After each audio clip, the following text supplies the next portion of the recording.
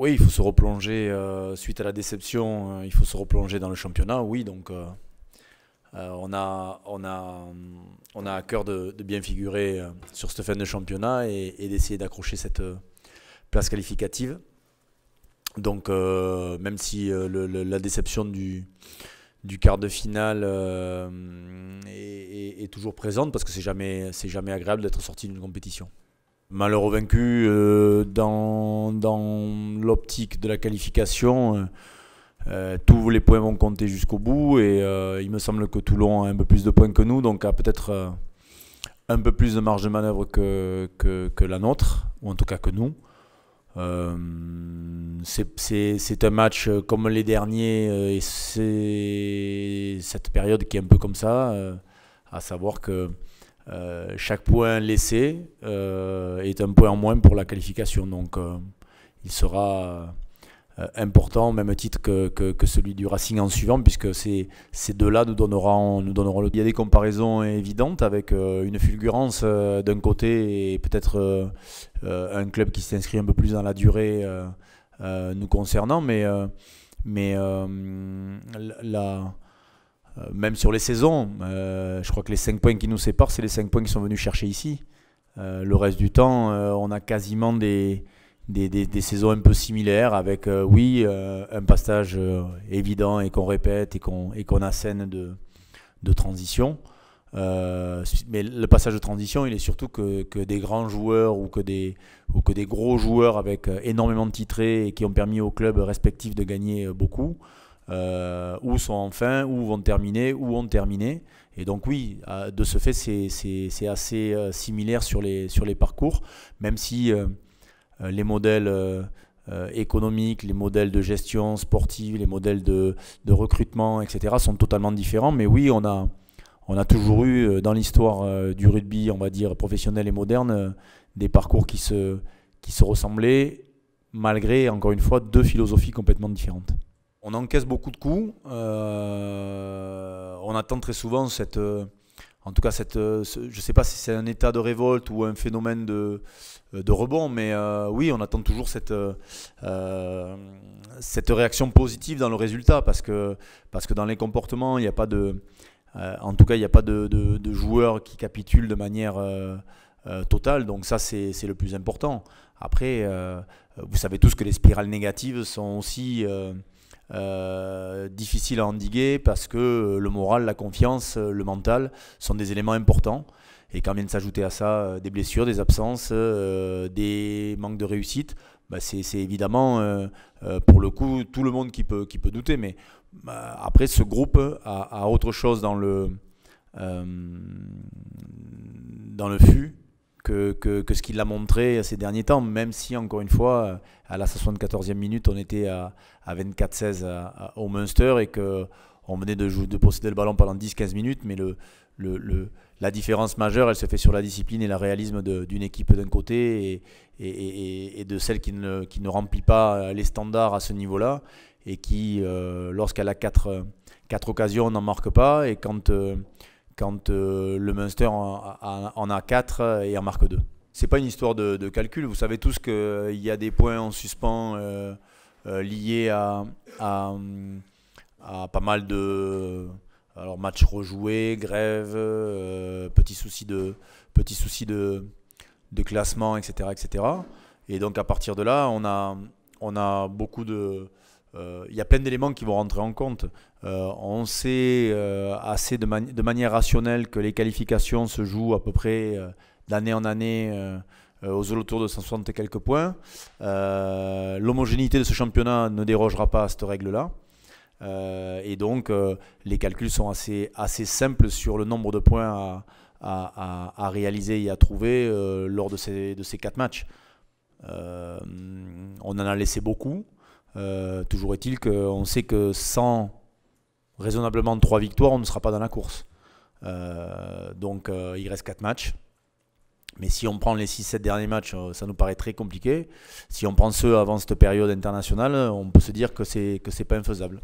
S'il faut qu'on soit meilleur et qu'il faut qu'on joue dans un grand stade pour être meilleur, je crois pas. Je crois que c'est des choses qu'on accorde après coup à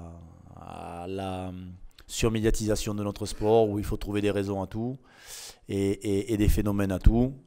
Quand on joue dans un beau stade, c'est chouette. En tant que joueur, entraîneur, supporters qui vont nous accompagner à Marseille, c'est un beau stade, surtout très certainement un des plus beaux en France. Donc c'est super sympa de jouer ce genre d'événement. Mais après, ce qui est sympa, c'est malgré tout d'accrocher les points nécessaires. Donc oui, l'enveloppe est importante, l'environnement est important, mais ce qui compte, c'est ce qui va être les ingrédients qui vont être mis ce week-end sur le terrain. Oui, ils avaient été. D'ailleurs, ça avait été un des premiers tournants pour nous de la saison. On avait vraiment relevé le défi du combat et du défi physique très marqué chez Toulon, chez cette équipe toulonnaise à ce moment-là, qui me semble être un peu moins marqué par les différentes options prises sur le jeu. C'est vrai que l'an dernier à Toulon, il fallait répondre présent sur les ballons portés, sur la défense, sur les ballons hauts, sur la pression défensive permanente et totale que mettait en place le staff de l'époque. Aujourd'hui, c'est un petit peu différent, même si les hommes sont encore forts et qu'il faudra, bien sûr, encore une fois, et je vous le répète, pour gagner à Toulon, comme pour hypothétiquement être en mesure de rivaliser avec le Munster, Bordeaux ou ces équipes à l'extérieur, il faut un gros stade toulousain. Un stade toulousain indiscipliné, friable en défense et pas à l'aise sur sa conquête, se donne pas beaucoup de chances de gagner à Toulon. Dans les périodes où c'est difficile et dur, c'est rare que les bonnes nouvelles arrivent en escadrille. C'est plutôt les soucis et les tuiles, comme vous dites. Jean-Marc s'est fait opérer ce matin. Voilà, donc on doit faire aussi avec. C'est le genre de nouvelles dont on se serait passé, mais on a eu la chance de pouvoir récupérer Sam Marquez, même si il joue avec un petit souci. Mais oui, malgré tout, ça laisse la place à d'autres parce que c'est la vie qui est comme ça. Mais c'est un joueur de plus qui nous manquera pour les derniers instants du championnat. Il n'y a pas de disponibilité pour l'instant. Ça va dépendre comment il va réagir déjà sur l'opération et puis ensuite sur sa récupération des prochains jours. Pour l'instant, le diagnostic n'est pas. Vous comprenez bien qu'on va avoir un petit peu de décence sur ce genre de sujet. Je sais que ça peut être d'une importance capitale d'annoncer qu'un garçon s'est fait opérer, mais on va attendre quand même que le chirurgien nous donne son avis, puisque jusqu'à peur du contraire, je ne le suis pas. Richie Gray, non. Malheureusement, le tournoi lui a été fatal, en tout cas pour les échéances qui sont les nôtres à venir. Jean-Marc Doussin non plus. Pato s'est entraîné toute la semaine. Pato, on sait qu'il est d'un jour à l'autre, ça peut être aussi un peu compliqué. Donc en tout cas, il a réalisé une semaine d'entraînement quasi pleine. Donc on va espérer que les 48 heures dernières vont nous le laisser jusqu'au bout. Et Edwin va intégrer le groupe avec nous et puis après on verra en fonction de nos besoins et de notre banc si on prend la mesure d'équilibrer le banc avec beaucoup plus d'avant que le 3/4. Sachant que aussi derrière on avait des petits doutes à lever qui sont levés pour la plupart. Johan Huget était sorti un peu groggy, pas commotionné parce qu'il faut faire attention à ce qu'on dit, mais était fatigué et épuisé. Donc on l'a sorti du groupe. Donc ça fait quand même vous sortez 2-3 internationaux majeurs ce week-end.